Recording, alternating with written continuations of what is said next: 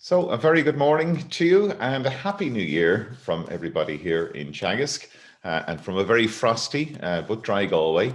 My name is Mark Gibson and I'm manager of the Teagasc Connected programme.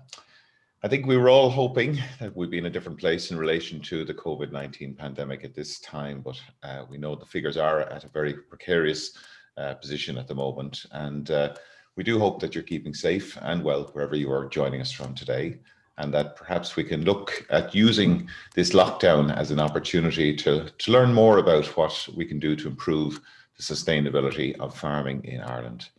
So today we're going to be talking about drinking water quality in the context of group water schemes, and I'm delighted to be joined by Sean Carrigan and Patrick McCabe from the National Federation of Group Water Schemes, who are joining us to share with us some innovative actions that they're rolling out in conjunction with landowners across the country. Sean and Patrick, you're very welcome to the webinar today. Thanks very much, Mark. Thanks very much, Mark. Thank you. We're also joined by Pat Murphy down in County Wexford this morning. Good morning to you, Pat. Good morning. Good to be back. Good to be back. We're all alive anyway, so the small blessings. Maybe Sean, if I could ask you to maybe tell us a bit about the work that you're doing and your own background. Sure. Well, I suppose I'm working with the National Federation Group Water Schemes. I've been back with them now for about a year. I started off with them about 6 or 7 years ago. Well, actually about 14 years ago. Actually, I spent 7 years working as a manager and as a development officer as well for a short period of time, and went over to Irish Water then. And I'm back on this particular project now in Roscommon, where we're working with fantastic farmers across Roscommon and group water scheme managers and Roscommon County Council as well, to help protect our water sources, which are so important to all of us. You know, without good quality drinking water, we're in a lot of trouble. Mm-hmm. So it's a very interesting project, and you'll hear about it now over the next, I suppose, half an hour or so, 40 minutes. Really looking forward to hearing more about it. And Patrick, can you tell us a little bit about the work that you're doing? You're up in Monaghan today, is that right? Yeah, indeed, Mark. I'm up in Monaghan. I've been working with the National Federation of Group Water Schemes as a source protection officer now since 2019, and the 12 months prior to that, I was working directly for Stirling Group Water Scheme, sort of to try and implement the start of the phase 2 source protection project that we have got currently ongoing. Prior to that, I worked as a number of years in consultancy, but I suppose my first dealings with the Federation and the schemes in Monaghan goes back to 2010, when I was involved in a project there that was assessing the lake sediments in some of the inter-Dublin lakes in County Monaghan, and so that's just a bit of history and connection back to the Federation. Brilliant, thanks for that, Patrick. And Sean, could you tell us a little bit about what the National Federation for Group Water Schemes does, and just maybe explain to us, not everybody will be familiar with the concept of water schemes. Yeah, group water schemes, I suppose back in the early 60s, only 1 in 8 families had a piped water supply.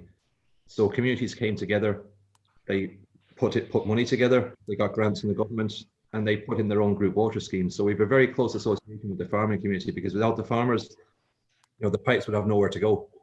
So I worked for a group water scheme myself about 10 years ago down in Ballycroy, and people think of group water schemes as small in the rural areas. But Ballycroy, for example, had 130 miles of pipework in the ground. So we're a body that helps these group water schemes. There are about 75,000 connections, 75,000 families across rural Ireland that depend on water from group water schemes. So the National Federation of Group Water Schemes is a body that works with the government, it works with local authorities, budgets, works with quality assurance. We have a level of expertise within the Federation of Group Water Schemes that we help these voluntary owned rural community group water schemes. Brilliant. So there's a strong spirit of volunteerism there by the sounds of it.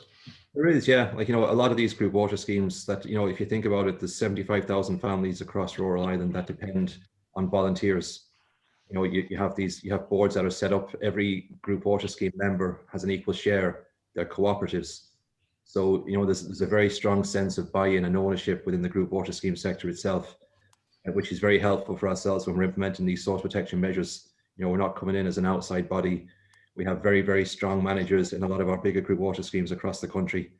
And what the Federation of Group Water Schemes does is, we have our own quality assurance programs. the water that you receive from your tap is as good as anything on a public water supply as well. So we're there to help communities, we're there to work with communities, and a lot of our own staff, a lot of our own team are actually on group water schemes themselves as well. Right.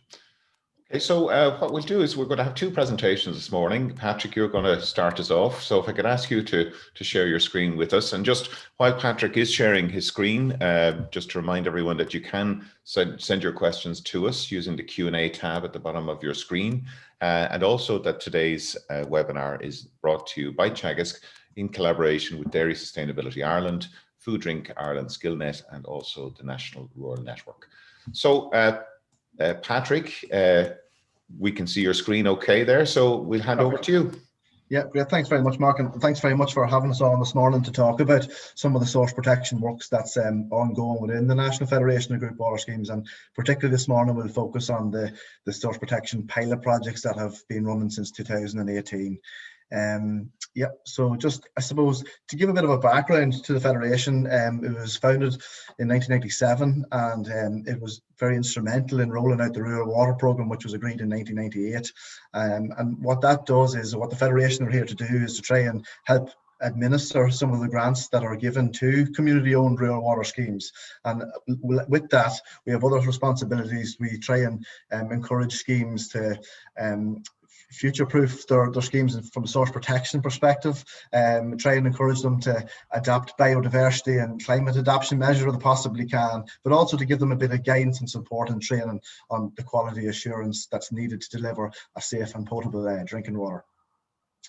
So just in terms of group water schemes, there's approximately 380 privately sourced regulated schemes across the country.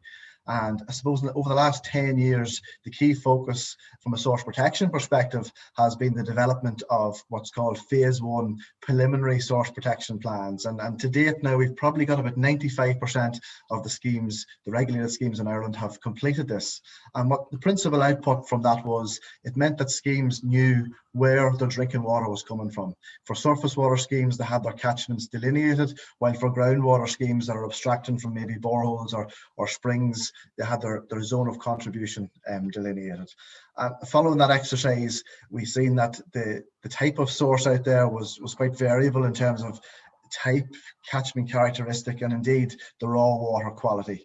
So to try and advance past the phase 1 report, we wanted to try and bring the source protection to the next level and develop what's called integrated source protection pilot plans for each of these schemes. And to do that, the Federation, with a lot of help from a lot of individuals, including Donald Daly and indeed from Teagasc yourselves, developed a framework for drinking water source protection in 2019. And what this does, it largely builds on the work that the EPA and the Law Pro have done in their own catchment characterisation process, but it sort of tailors it and tweaks it to be more adaptive for a drinking water catchment. And I suppose the key goal of this is to put a structure on it and a bit of guidance to, well, how do you go about defining if your source water or your untreated water is satisfactory and therefore merits protection, or maybe is unsatisfactory and necessitates an improvement? But more importantly, how do we make this improvement? So I suppose to do that, then we developed a plan and we wanted to try and trial this on pilot project sites.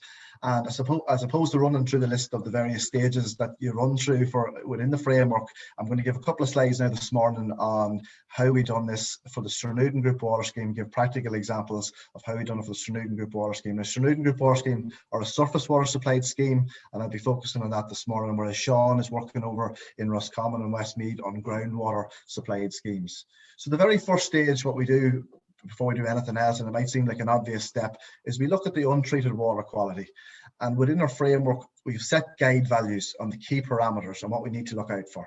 And where we've taken these guide values from, we've taken them from the surface water regulations, or maybe if it's more appropriate, we've taken it from the drinking water regulations. And in some instances, we have applied a percentage of these guide values just in case we get near that upper limit. So if we take a look at the table, there are some examples of some of the key parameters and the problems we have in the Sternuden Group Water Scheme. We see that total phosphorus is particularly problematic. It's 2 to 3 times the limit of where it needs to be at. Now, while phosphorus itself doesn't necessarily have a health implication, it can cause indirect problems in terms of it can cause algal blooms that can cause us problems with filtration. Indeed, algal blooms can help drive up the THMs in the water once it's chlorinated. What I mean by THMs, it's those substances, the trihalomethanes that we hear about in the press that are potentially linked to being carcinogenic. Now, there's a lot of research out there as to what limit that should be at, and certain jurisdictions have different limits, but in Ireland we've got quite a stringent limit of 100 micrograms per litre, so that's what we have to work off. We can see from the table there another major problem in Sternuden is the herbicide MCPA, and we're probably all very familiar with what MCPA is. For those that aren't, it's most commonly used but not uniquely used in Ireland for the treatment of rushes.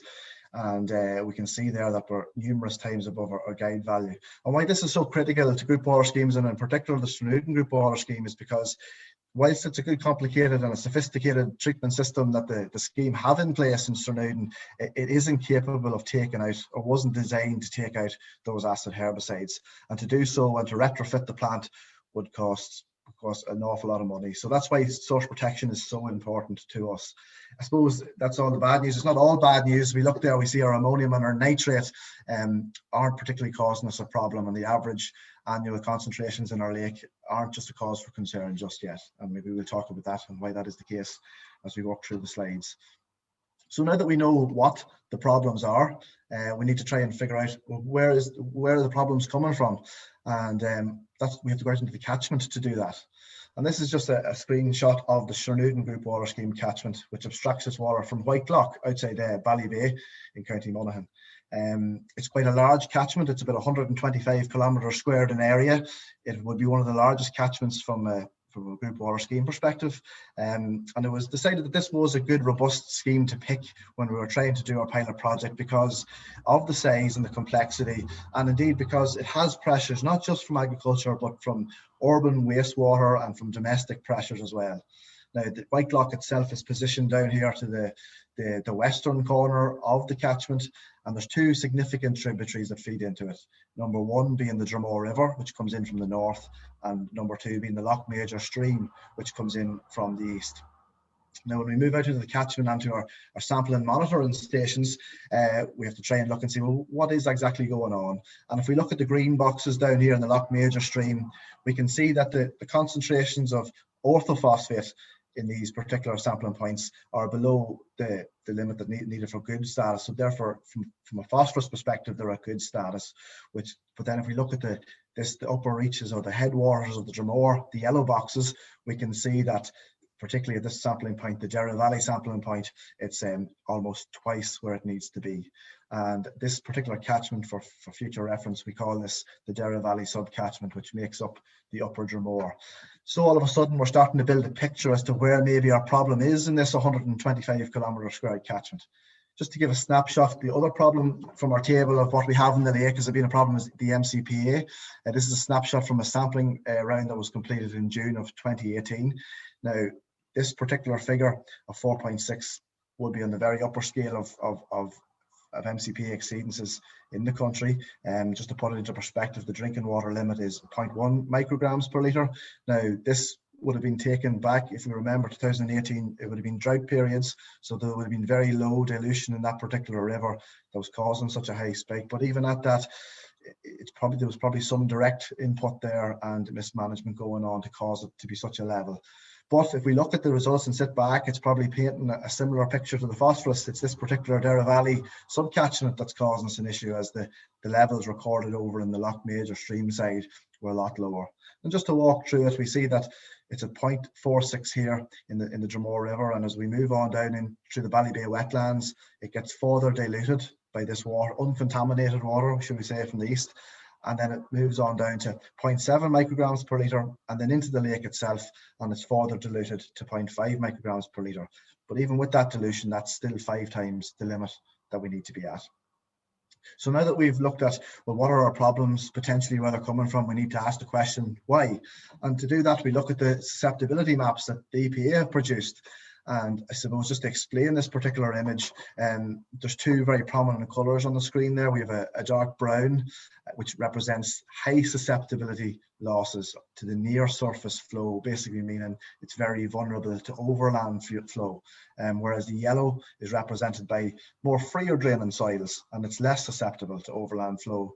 So straight away we can see in the Derry Valley subcatchment, over 90% of it is highly susceptible to overland losses, and that's reflective by those phosphorus results that we're seeing in the water.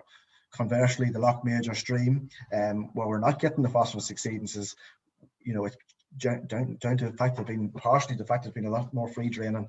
Now, interestingly, in this situation, nitrate sometimes can be a problem, and it can work its way in through base flow into the river. But the fact that we don't have a nitrate problem, I suppose, in the lake means that for now that particular source pathway receptor linkage just isn't causing us any concern for the time being. So we need to focus primarily on our phosphorus and our herbicides. Just in tandem to this particular desk study and to the ongoing monitoring program that we've got going on, there was a number of further catchment characterization tasks that was carried out, including a series of river and catchment walks. And we can just see from the top screen there was an example of some of the mismanagement that we did notice when we were out and about. And what has happened here is the fact that there's an electric fence there, and the particular landowner would have applied the Roundup of the glyphosate underneath the fence, obviously to kill back the vegetation so it wouldn't earth the electric fence, and simply that was going to cause an issue because it was so close. It was within the 5 meters, or indeed it was right adjacent to the river. But with a bit of engagement and a bit of explaining our situation, that particular farmer was very receptive and come on board, and the evidence to the right hand side, the picture on the top right, shows that he had an appreciation once it was sort of explained and worked with him and where we were coming from.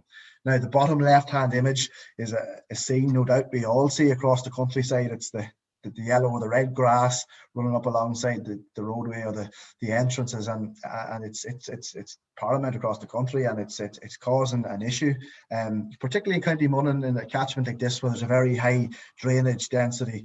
It's going to cause an issue because you're never too far away from water in Monaghan. As I say, normally at the back of these hedges there is shucks and drains, and indeed in this particular example, about 1.5 meters across the road, there was indeed a drain. So there's a nice impermeable surface there. If a deluge of rain did come, that the glyphosate would get across into our river and down into our drinking water supply. So to tackle these, and a key step in the framework is the design and implementation of mitigation measures or source protection measures. So to do this, and MCPA being probably our principal contaminant there, the scheme come up with a solution of potentially trialling a weed wiping program. Now, this program was first trialed in Northern Ireland water in a number of catchments up the north, and so we just took it, ran with it, used it as an example to see, could we get buy-in? Could we offer this as an alternative solution for the elimination of the usage of MCPA in the catchment? And indeed, Ross McDonald, who is the current Group Water Scheme Source Protection Manager and is now running this particular project, has been working very closely with a number of farmers in the catchment. And to date, of the 120 farmers in that particular sub-catchment, there's about 70 have now used the weed wiping trial and eliminated the use of MCPA. Now, that's quite a very good figure, and indeed, just because there's 50 that's not involved, it doesn't necessarily mean those 50 are still spraying MCPA. Some land is that bit better, it might require it. Some land is that bit less intensive and isn't just managed that way. But indeed, there would still be some farmers for sure that maybe the weed wiping mightn't be the most appropriate means of running their grassland management program. So I know Ross is very keen and he's engaging with those missing farmers in the catchment this year, a bit of further education, and he's got a few things going on about that. So just in addition to trying to mitigate against our pesticides, we also know that diffuse losses via overland flow is a significant problem. So we've been working on that as well. This is a particular example of a farmer that owns about 1 kilometre of land running adjacent to that Dromore River at Derry Valley. And in this particular instance, the farmers worked with us. We've put in a 1.5 metre buffer for those areas that are less critical, whilst the steeper ground, at the foot of that steeper ground where it's likely there's larger flows, we've put in a 3 to 5 metre buffer to try and intercept some of that flow. Now this next picture might paint that story a little bit better. We can see this is from near ground level. We can see the steep topography in the background there, where we have focused those deeper buffers, and the flatter ground where we have focused those minimal buffers. So this dynamic buffer approach is something that we're really trying to bring on board in this particular project. Now, just to move on, I have a little video to play here. What this video is going to show is what we've tried to do when we're designing these measures is to look and see where the discharge points are on the water network and where is the phosphorus and other contaminants flowing in. And the EPA have done an awful lot of work now lately on mapping this and mapping diffuse points, and the diffuse maps I know will be out very shortly, and we're very keen to use those in the rest of this catchment if need be, and indeed in other group water scheme catchments across the country. But this is an example of what those maps show on the ground, and this is just an example. Now, it's quite windy in the background, but I want to give an example of what to look out for and what we were looking out for when we were trying to design these measures.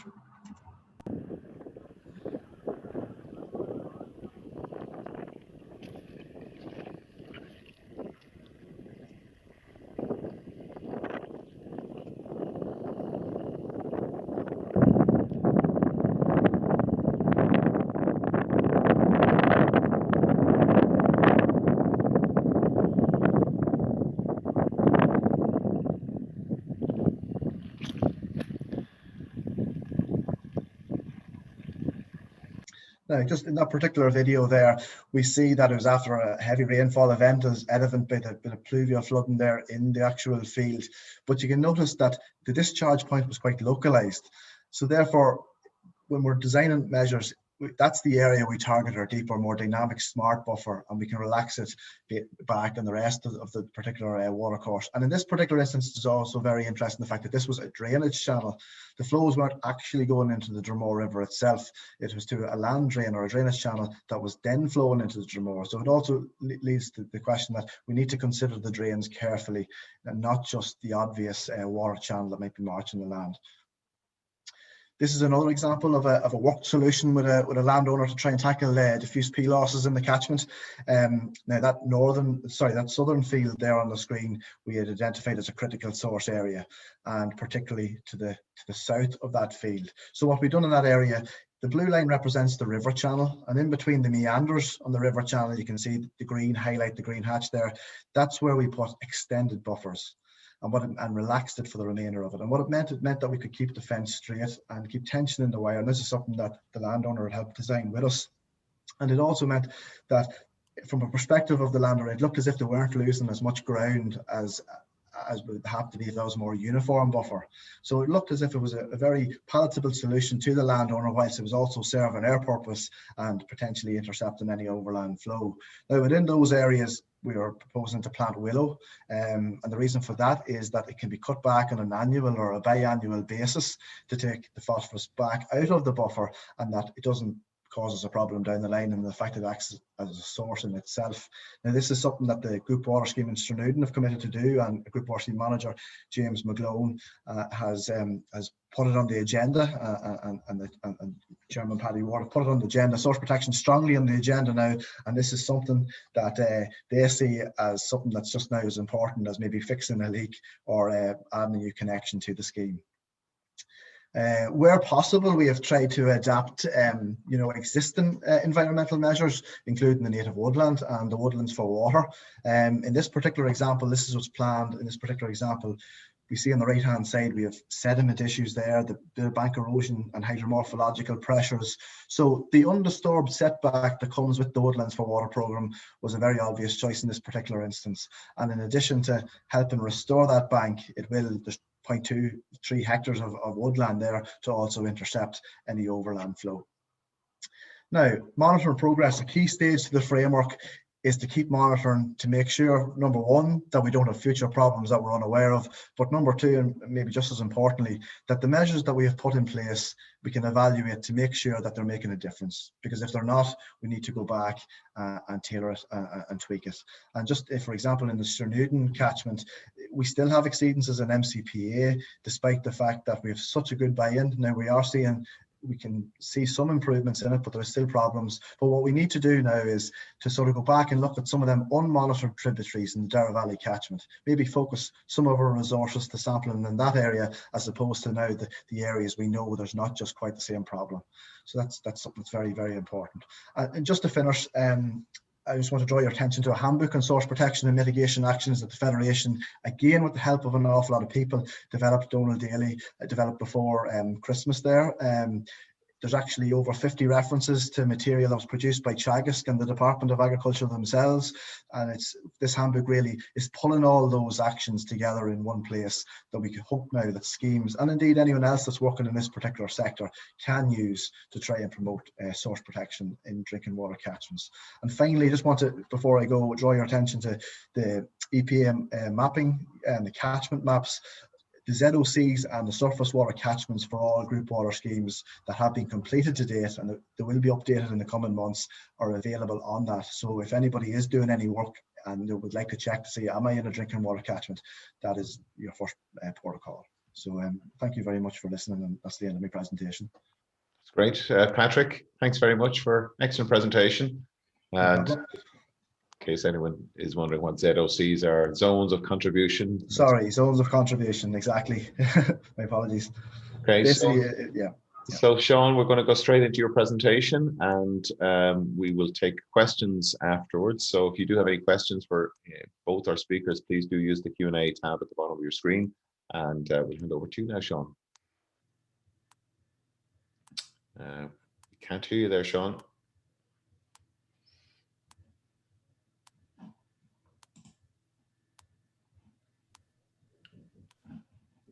Apologies. Yeah, that's better.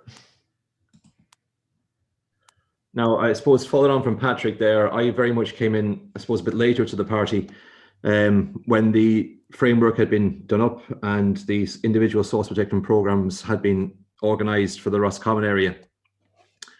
Just to give you an idea of the complexity of what we're trying to achieve here, there's a map here of the catchments in Roscommon that we're working on.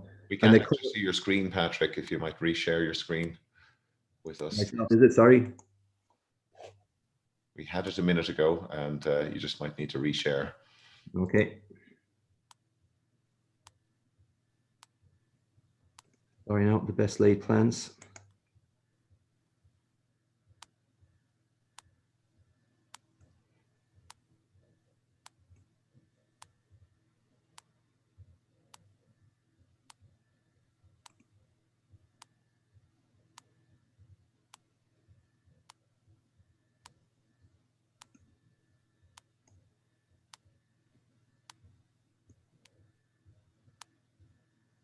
Yeah, that looks good. Okay.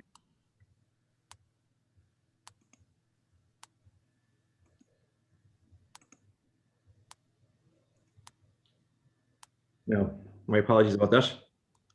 Can you hear me okay? Yeah, that looks good. We can hear you fine. Okay. I suppose like I was saying there, I started with the project now at the implementation stage. So a lot of the work had been carried out on the framework and on the source protection measures as well. So the source protection measures had been identified when I got there. So it was my role actually is to implement the source protection measures. As you can see here, the map of the Rathcroghan area in Roscommon, which is the area that I'm kind of concentrating on. It's a substantial area. It's 200 square kilometers. Now, obviously, it's very difficult to tackle that area straight away. So what we've done is we've concentrated on the Mid Roscommon Group Water Scheme here in the middle, and the Curragh Group Water Scheme, where we have two very good full-time managers down there, Noel Carroll and Thomas Rush.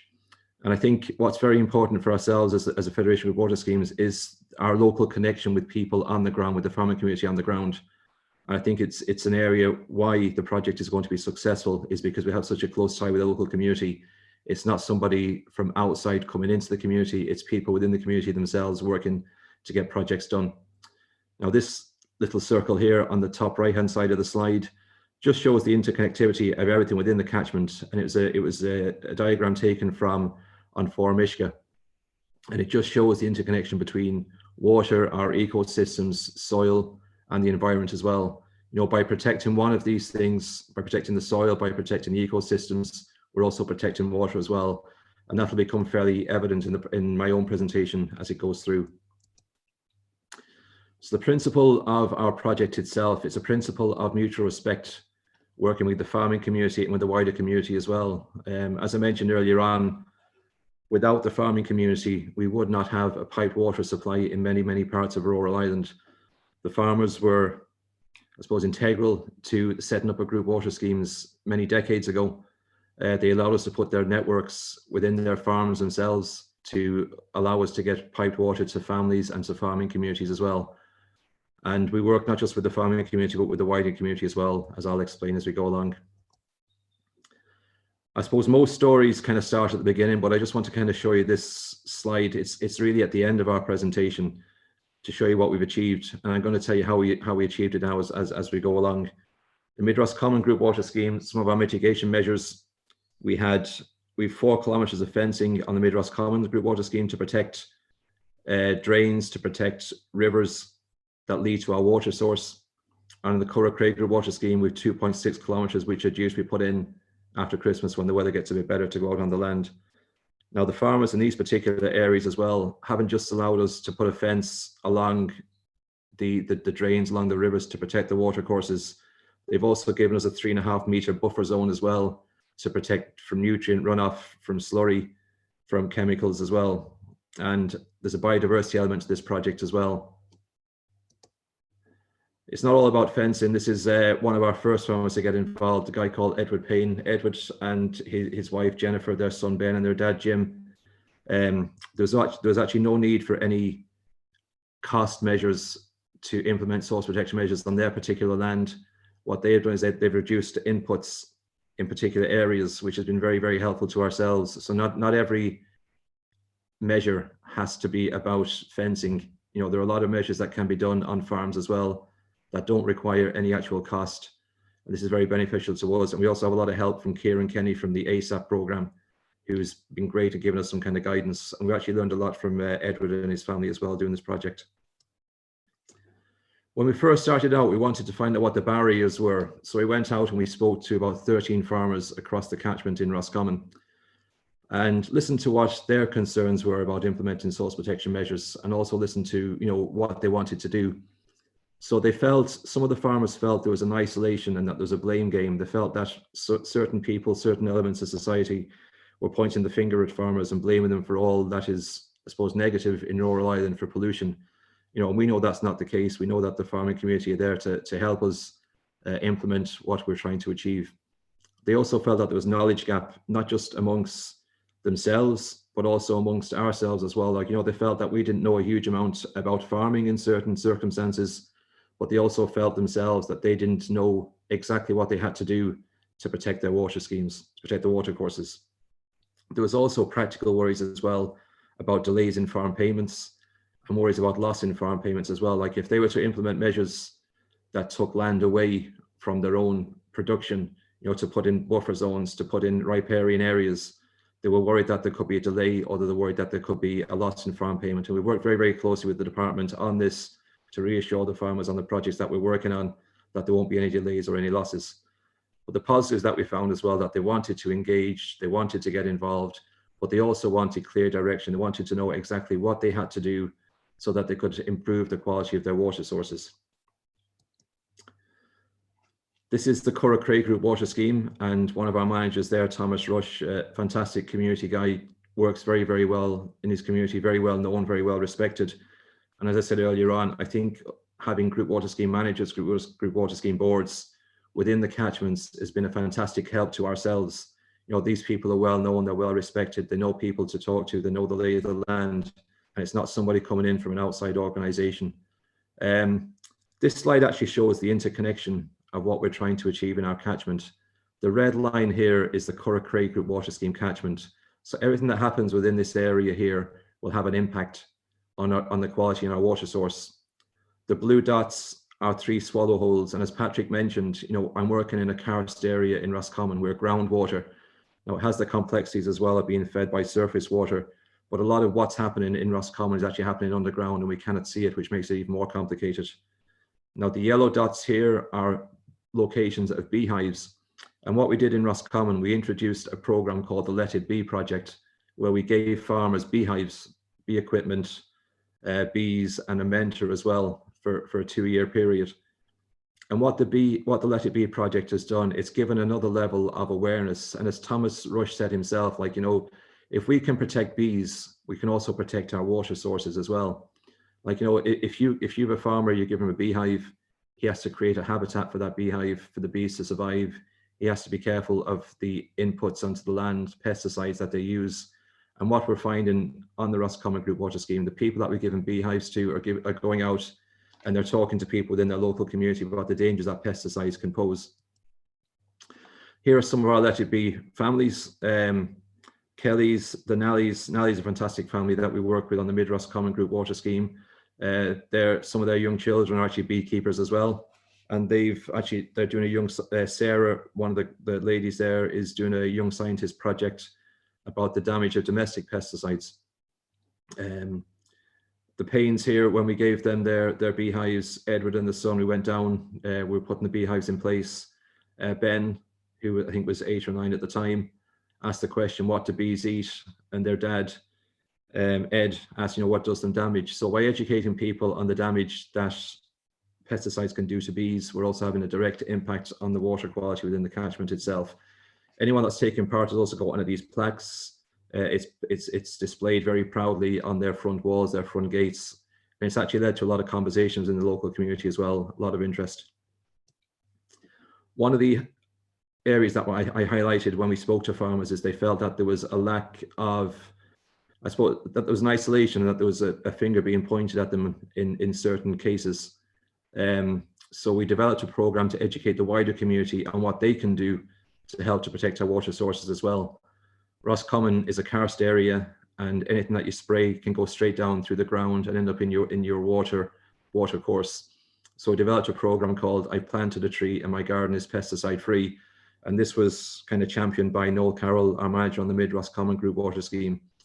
We had a fantastic uptake from 88 out of 91 schools across Roscommon, where we gave every national school child in County Roscommon a native Irish woodland tree for their garden to plant. And we educated them on the damage that pesticides can do, not just to their water course, but to biodiversity as well. We also sent out a questionnaire to each of the families in the national schools in Roscommon. We've yet to receive any of them back. We've received a few of them back actually, and we found that there is a lack of knowledge on the damage that pesticides can do to your local community, to your local water source. We've also found that a lot of people are more interested in biodiversity than they are in water as well, which is very good for us to know as educators. The project actually got recognized in Europe recently. It won a European Bee Award for land management practices. So I suppose it's great for everybody involved in the project. It kind of gives them a bit of a lift to know that something that's happening in Roscommon is being recognized as a European leader. And the award was given before Christmas. And again, a lot of credit has to go to Roscommon County Council as well, who are really kind of championing the project on the ground, and Catherine Finley and her team.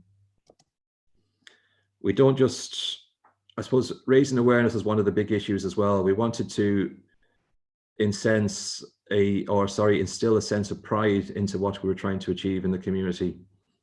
And it's working out very well. A lot of the families that are involved now are very proud of the work that they're doing.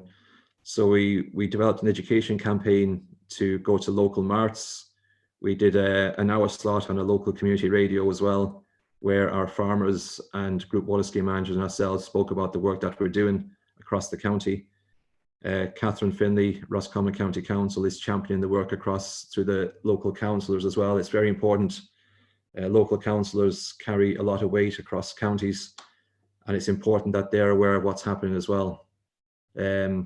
Noel Carroll, our group water scheme manager, we've instilled drinking water fountains as well. Like, this project is about sustainability, and we wanted to make water, I suppose, a centre of a parish as well. Years ago, you used to have the local parish pump, and it's something that's often spoken about in a political sense, but there was in the 50s and 60s areas across counties where the only place you could get drinking water was in your local parish, from your local parish pump.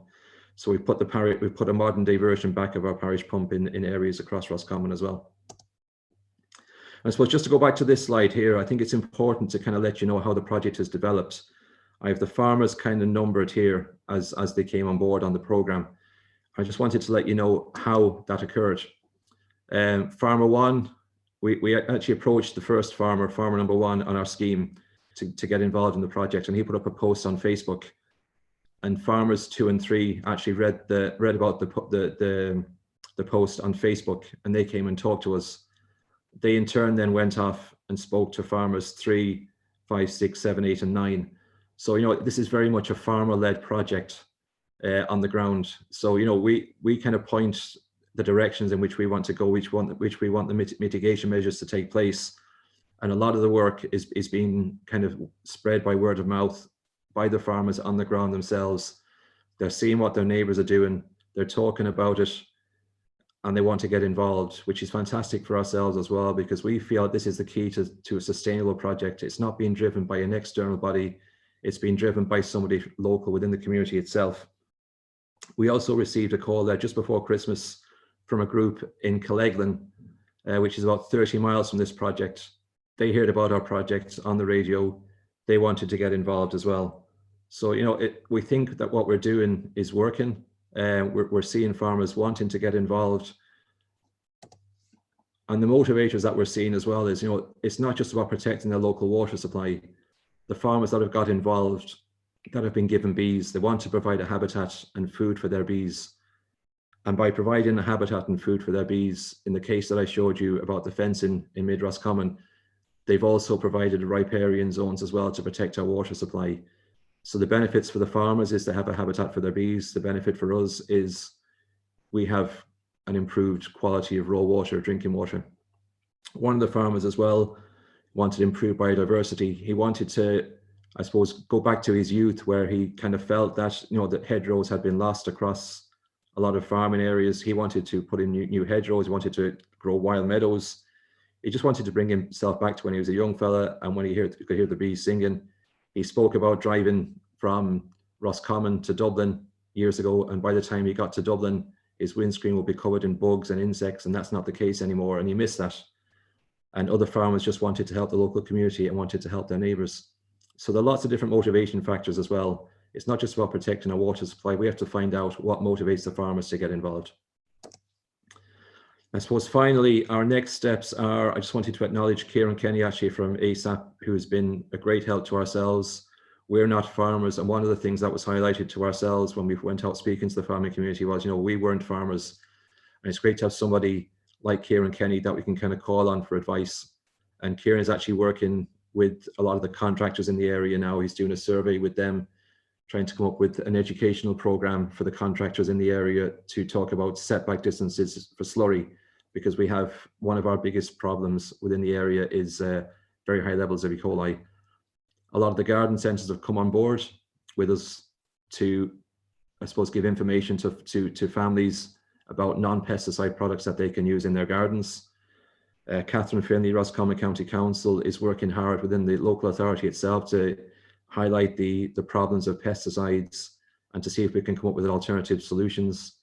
And finally, one of the things that gets highlighted in rural areas is rural isolation. And we have Thomas Rush, one of our managers, he's actually works with the HSC, and he's come on board. He's got 4 workshops within Roscommon County Council itself that work with people that have mental health needs, mental health difficulties. And they're actually making bee hotels for 300 families across our group water schemes as well. So there's a social aspect to the program as well, not just an aspect of improving our water quality. And by having the social aspect, we feel we'll have more sustainability in the project as well. Okay, that's it. Thanks very much, Sean. Excellent presentation again, and really innovative measures being used, employed there in Roscommon. And Patrick, you're welcome to join us again, and Pat Murphy as well. So we have lots of interesting questions coming through from our viewers today. And a comment there for both of you, just to say that excellent work and excellent presentations by both Patrick and Sean. So congratulations to all of the work that's going on in the groundwater schemes and the NFGWS. You mentioned ASAP, and I think we probably should explain that to our viewers today, that it is a scheme, that's our program that's being delivered by Teagasc on the ground. It's a joint industry program. It's called the Agricultural Sustainability Support and Advisory Program, and it's delivered by advisors, Teagasc advisors on the ground throughout the country. We have a question here asking about the degree of overlap that's between the ASAP scheme, and to what extent is there collaboration there between Teagasc or the ASAP program and the NFGWS, and maybe are there areas where that could be improved into the future? Yeah, I suppose I can answer that one, Patrick, if it's all right. I know at a higher level, Barry works very, very closely with Noel and the ASAP program, and on a personal level myself, all I have to do is pick up my phone and ring Kieran Kenny, speak to Mary Roach as well. I spoke to Mary yesterday, so there is a lot of collaboration going on there. There is an overlap. Kieran is very interested in the work we're doing. We're interested in what he's doing as well. We spoke with Kieran actually last February, and we were due to run a program to train slurry contractors on setback distances, and Kieran really took the bull by the horns there, and he's produced a fantastic questionnaire. He's going out talking to the contractors there to find out the levels of knowledge and deficits of knowledge as well.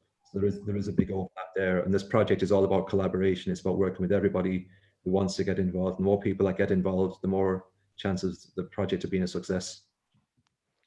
Yeah, can I add to that maybe, Mark, as well, Sean, in terms of future works with ASAP as well. At the minute, there's probably about 80 to 90 schemes that are currently within an area for action. So therefore, they would be in areas that ASAP are currently working in. Now, for going forward, we're trying to propose that a large number of group water schemes are in the next river basin cycle are included in areas for action. So we do strongly see that there'll be a great link between ASAP's work and our own work, particularly if they are included in areas for action under the next cycle of the River Basin Management Plan, Mark.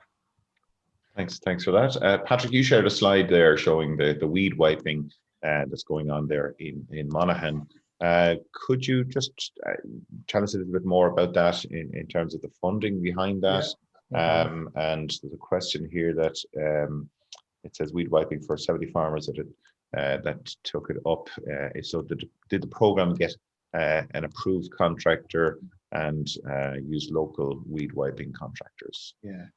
Yeah, perfect. So I suppose to answer the first part of that question is the group water scheme through the funding of the project paid for the actual service. Now, it worked out very reasonable because the scheme themselves purchased the equipment, we'll say the quad, and they appointed for the duration of the works an actual contractor to work individually or exclusively with the scheme. So I know there's a fight sometimes for contractors in silage season, there's always a demand on, and particularly when we're spraying, if it's a case that you can't go to the farmer there now, it mightn't suit their particular schedule. So it was very important that the actual scheme themselves took full control over that.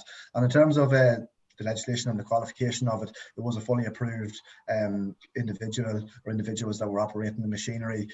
It's a different course, just to point out, to operate a weed wiper, it's a different course as opposed to your traditional or conventional boom sprayer. So it's a separate course that you have to do, and all personnel involved in that were involved in that. But it worked out quite reasonable, and certainly if you look at the cost that it would take to treat the MCPA, the activated carbon, you're talking hundreds of thousands to millions to take it out of the scheme. It's actually cheaper for the scheme to run off a service like this than it is maybe to retrofit and to reactivate the carbon when it gets used up. So, yeah. Okay, thank you. Huge amount of questions coming through here, Pat. Could you share maybe a few? I suppose just a query about the extent of these type of projects across the group water schemes. Are they moving across all group water schemes, or are they limited to pilots at this point? Well, sorry, Sean. Just to start with, I suppose the pilots started in 2018 and are due to continue on past 2021, but certainly that's whenever the 3 years will be up. But there's a number of schemes that have started. Maracloon Group Water Scheme in County Monaghan have done something very similar, and Gowland Group Water Scheme in Cavan is another. And indeed, prior to maybe the framework being developed, there were schemes that were early adapters like Blackstairs that had also put in their own measures. So now really we're trying to push that out even further. There's still fairly limited number involved, but in 2020, 2021, 2022, we have a large number now that we've preliminary booked in to do this sort of work, and we see that come the end of the third river cycle, that hopefully there'll be a lot of plans, integrated source protection plans developed across the sector. Yeah, actually, we have just as well. Like, we have all of the schemes as well have their catchments delineated, and we are developing training programs for managers as well. That the handbook that Donald Daly helped us to produce that contains a lot of information from Teagasc is a handbook for all managers as well. We have training programs for quality assurance, and this is very much going to be part of that as well. So we do see it being rolled out to a lot of schemes like these. The purpose of these pilots is just to kind of see what works, see what doesn't work. The initiatives that we developed in Roscommon now can be transferred to other schemes across the country as well. So the purpose is to make them transferable, and some of the initiatives as well are actually being transferred to the Newport catchment, which is an Irish water catchment. So it's about learning, it's about sharing information, it's about, I suppose, it's all taxpayers' money. So we want whatever we do to be able to be transferable, to be scalable as well. There's a couple of questions, and it comes up fairly regularly when we're looking at measures about the eligibility for basic payment of the excluded zones or the fenced off areas. Any views on that, or any issues arising from that? Yeah, there were questions that came up, and we've worked very closely with ASAP on this as well.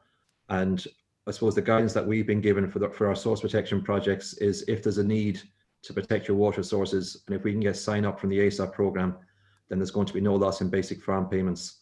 There are still issues now. Well, I wouldn't say issues. There are still questions to be answered maybe on the GLOS scheme. But what we found is that people that we've dealt with or that we're working with, it hasn't affected them at all. We just have to take care on the GLOS scheme in particular. But on the basic farm payments, we've had no problems. Okay. A fairly specific question. As part of your monitoring, have you looked at microplastics or nanoplastics? Has there been any monitoring of that nature? No, not just yet, Pat, but that's going to become much more relevant now this year, moving on with the recast drinking water directive, that there's going to have to be an assessment on the microplastics for both surface waters and groundwater. So at the minute, we're sort of revising what sort of monitoring program schemes need to start to put into place, and certainly microplastics, in addition to a number of other new parameters, will be assessed. There's a lot of questions asking, well, how do we start engaging like this with communities? What do we need to do or who do we contact to start projects like this? I suppose that the important thing is to get out there and start talking to people and listening to people. And if there are problems, try and come up with solutions. I think what the farmers have liked about this project is we're not going in with a big stick and kind of pointing fingers at people. We're kind of saying, these are the problems that we're having. How can you help us? What can we do to help? And I suppose the feedback we've got from the farming community has been fantastic. I think talking and listening to people is really, really important, and not just going in with orders and telling people they have to do certain things. Yeah, and I suppose to back that up as well, the particular in Sternuden, the particular impacted sub-catchment is actually served by the group water scheme themselves, so it's their own drinking water really. So by making that connection with the river at the bottom of the field, that it actually is their own drinking water, be it themselves or the livestock that are drinking, that is a great way of opening the doors and engaging with people. Yeah, a question here, is the requirement for a paid source protection officer a stumbling block for group water schemes in moving forward towards embracing source protection?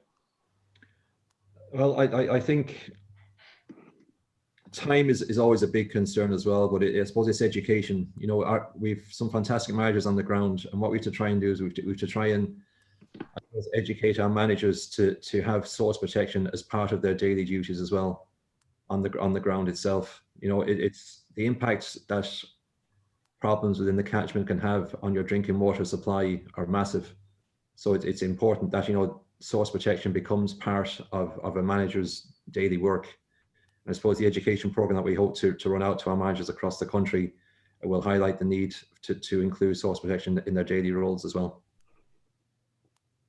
And Mark, you might, yeah.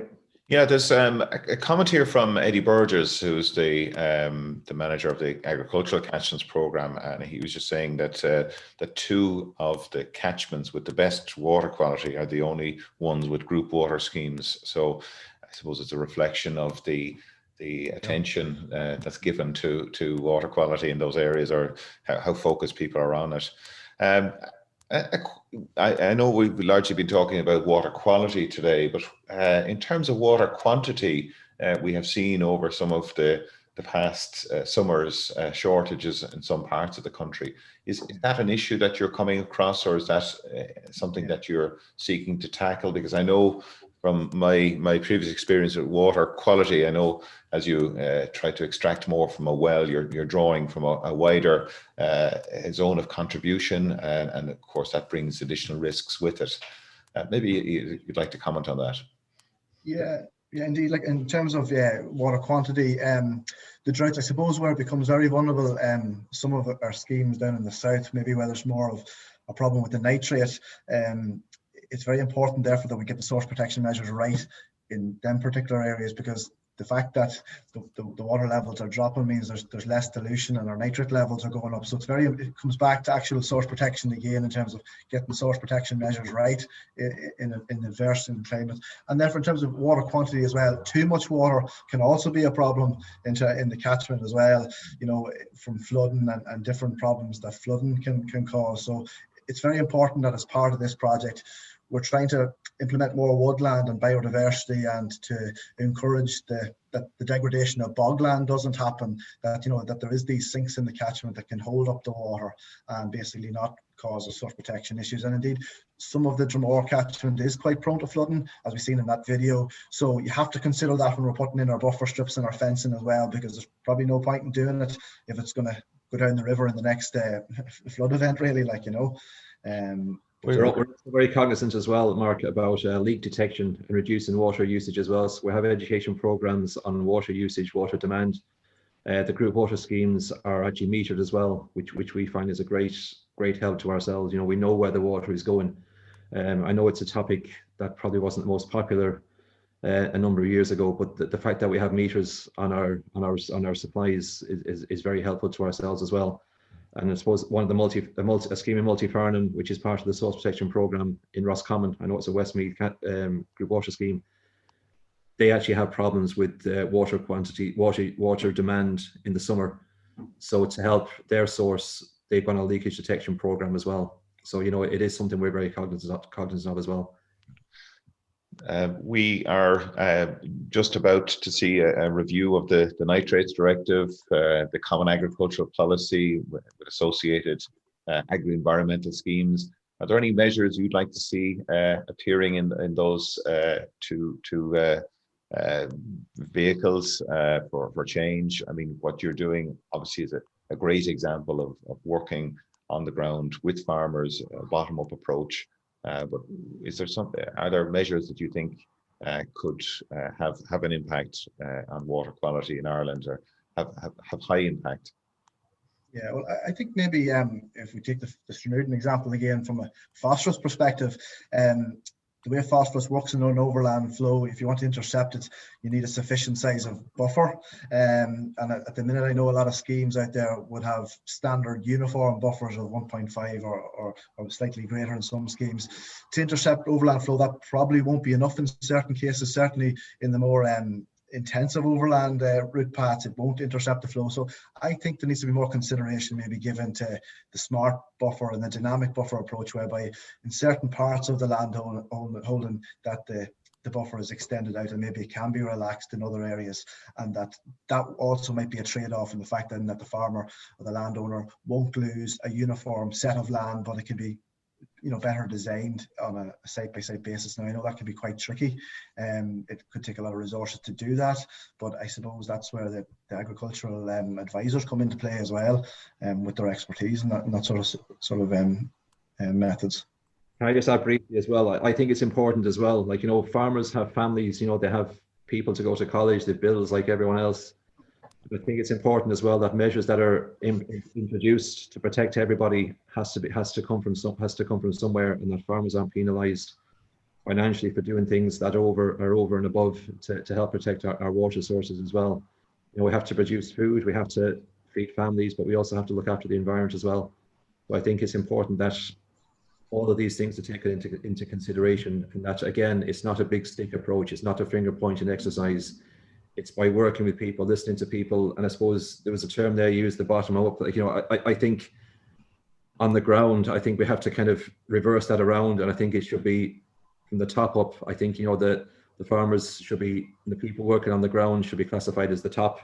And it's working the other way up. I think it's just a change of mindset from us all that way. I think by working with everybody together, I know it sounds very cliched, but by talking and listening to people and getting them involved and finding out what motivates them, I think we have a lot more chance of getting these projects being successful.